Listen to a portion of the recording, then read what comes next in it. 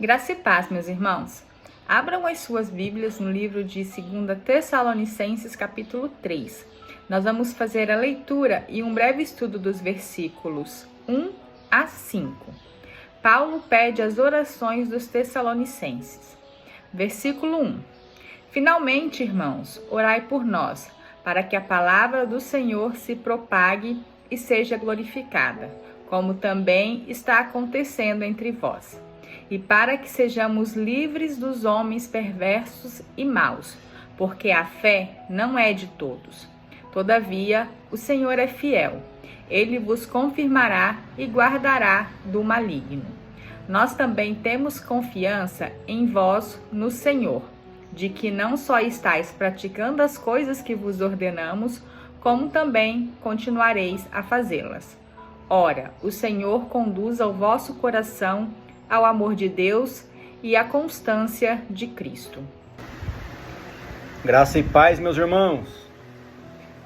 Vamos iniciar o estudo aqui do terceiro capítulo de 2 Tessalonicenses, o último capítulo que nós vamos encerrar a carta de Paulo aos Tessalonicenses. E aqui Paulo, ele pede orações. No versículo 1 diz o seguinte: finalmente, irmãos, orai por nós, para que a palavra do Senhor se propague e seja glorificada, como também está acontecendo entre vós. Observe, meus irmãos, que Paulo, ele pede a intercessão dos irmãos de Tessalônica para com a sua missão evangelística. Observem que o apóstolo não pede por sua vida, por sua saúde, para ficar rico, nada disso. Mas pede para que a missão dada a ele por Jesus possa ser cumprida. Vamos ver aqui no versículo 2 agora, a continuação. E para que sejamos livres dos homens perversos e maus. Agora, Paulo pede sim, por sua segurança, pela sua vida, pela vida dos missionários que trabalham com ele. Vale ressaltar, meus irmãos, que não tem problema nenhum de pedir oração e intercessão por nós mesmos. Não tem problema. Mas como diz na palavra de Deus, está lá em Mateus 6,33, uma passagem muito conhecida, onde Jesus diz o seguinte: buscai, pois, em primeiro lugar, o reino de Deus e a sua justiça, e todas estas coisas vos serão acrescentadas. Inclusive, estas coisas às quais Jesus se refere é o reino de Deus e a justiça de Deus. E aqui eu quis trazer esse exemplo, pois Paulo, ele realmente é um exemplo de vida no cumprimento desse ensino trazido por Jesus. Vocês observem que ele pede essa intercessão, essa oração dos irmãos, primeiramente para que a palavra se propague, que o evangelho seja levado e aceito. E em seguida ele fala: viu, se vocês puderem também, orem por nós, pela nossa segurança, pois estamos na luta, estamos no fronte. Continuando aqui o versículo, porque a fé não é de todos.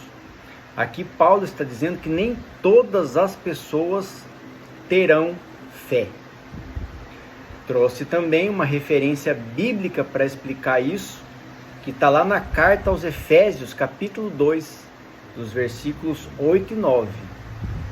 Porque pela graça sois salvos, mediante a fé.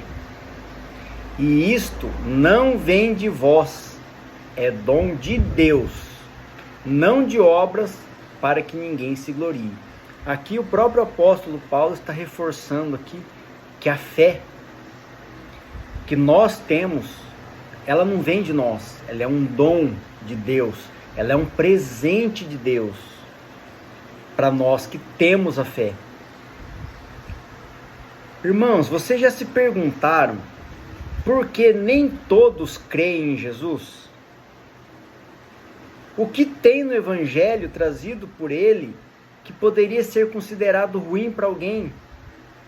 Se você conhece o Evangelho, se você já estudou, se você já leu, tem alguma coisa que seja ruim para nós nesse Evangelho?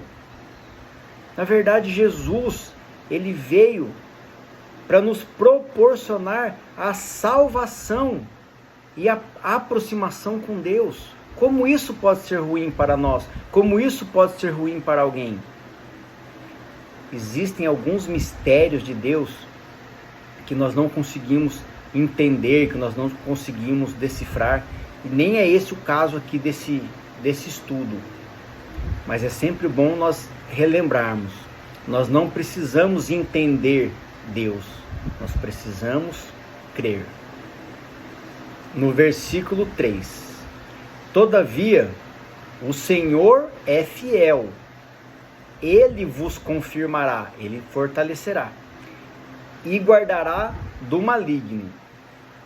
Quem que é fiel aqui que Paulo diz? É Deus. Deus é fiel, Deus é fiel. Ele não volta atrás da sua palavra, das suas promessas. Tudo que Deus falou, tudo que Deus prometeu, vai se cumprir. Não no meu tempo, no seu tempo, no tempo de Deus.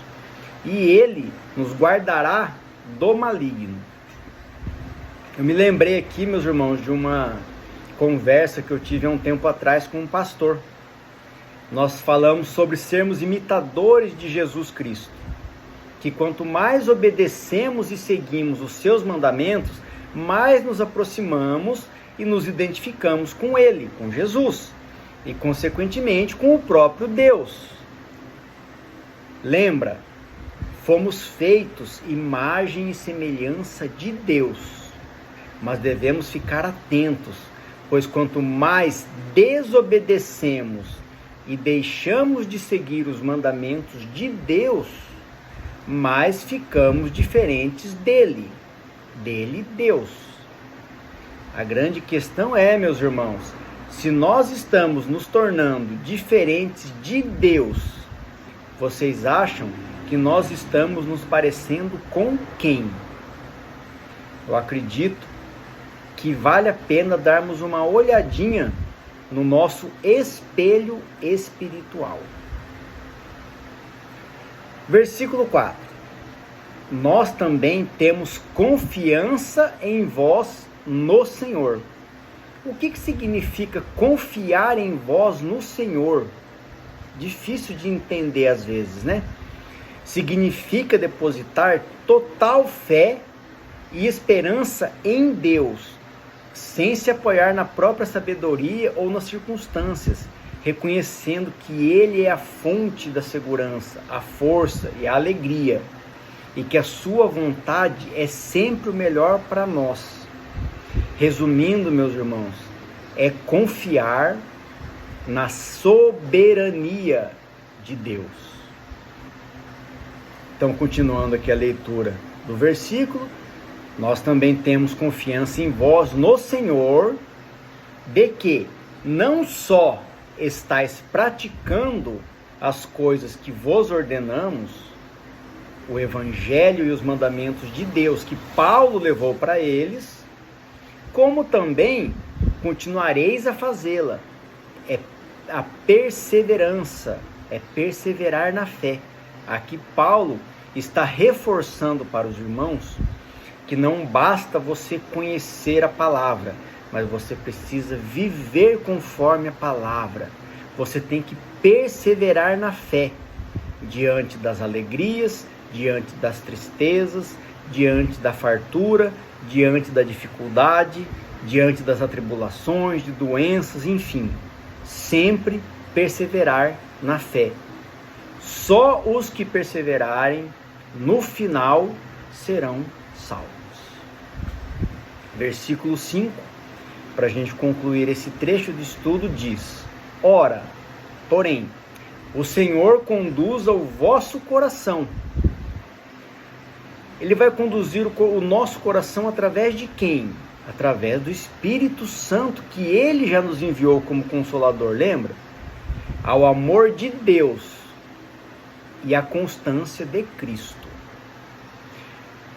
Aqui, meus irmãos, nesse versículo, já estão presentes os 3 elementos da Trindade: o Pai, o Filho e o Espírito Santo. Eu trouxe aqui uma referência bíblica para nós vermos ali na Bíblia, onde o próprio Jesus traz para nós a referência sobre essa Trindade, a Santíssima Trindade. Está lá em Mateus 28, nós vamos ver dos versículos 19 a 20, que diz o seguinte. Aqui é Jesus falando, tá? No Evangelho de Mateus. Ide, portanto, fazei discípulos de todas as nações, batizando-os em nome do Pai e do Filho e do Espírito Santo, ensinando-os a guardar todas as coisas que vos tenho ordenado. Lembra que Paulo falou agora há pouco aqui em cima? Praticando as coisas que vos ordenamos. Lembra? Mandamentos de Deus.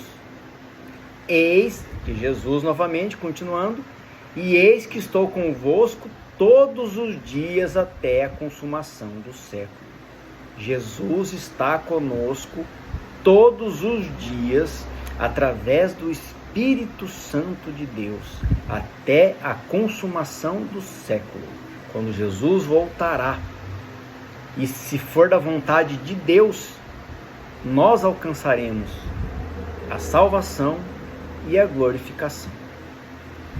Que tudo seja feito para a honra e glória do nosso Senhor Jesus Cristo. Amém.